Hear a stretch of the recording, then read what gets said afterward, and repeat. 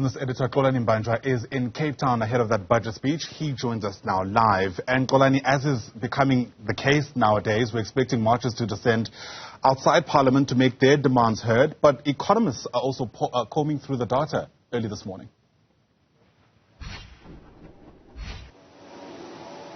Yes, indeed. Good morning, Ayand. There are marches and protesters that are expected today to descend to Parliament as per usual. We've seen them for many, many years, from COSATU, the Cry of the Excluded organization, and the SAFTU, just being among those organizations that actually join the protest, calling for an inclusive and a human budget for the year. So that's what we're expecting, but there are economists who have descended into the National Assembly to comb through the data. But I'm joined by another economist, Dr. Dick Forslund, who is with the Alternative Information and Development Center, to tell us more about your own views. You have combed through what the challenges are, Dr. Forslund. What are your expectations for this year? The big ticket items that are important in your view? Well, the big question is, if you look at the midterm budget, you would see there that the finance minister had a goal of a so-called primary budget surplus for this budget, meaning that incomes and expenditure should go plus minus zero if you don't count in the debt service cost. And I mean, a bold measure, if you speak about bold measures, that would be to abandon this harsh austerity policy. And that means also to sort of say that we are not any longer within the framework we have had agreed with the World Bank.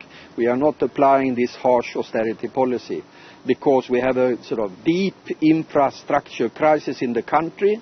And we have sort of a hunger crisis also in many communities.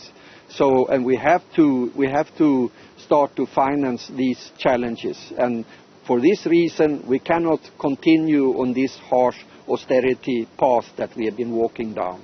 I think that would be the sort of but I don't expect the finance minister to say this.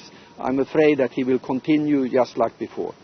When you say he will continue just like before, the high cost of living has impacted on many households, just like you've said.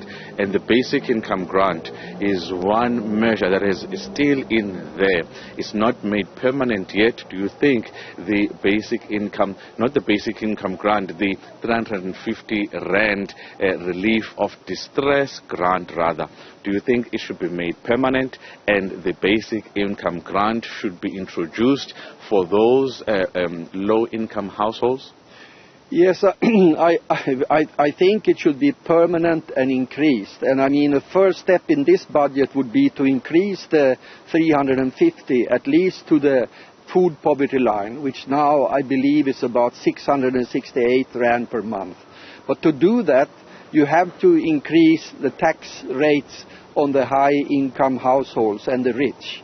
And that is one measure he should take. He should roll back the tax decreases, the tax cuts that they were put in place and implemented from the year 2000 and forward.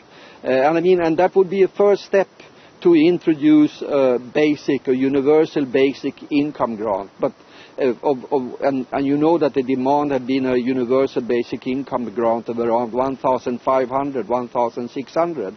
But to do that, you have to reverse the tax cut policy for personal income tax and the tax on profits of corporations, which was cut in 2022.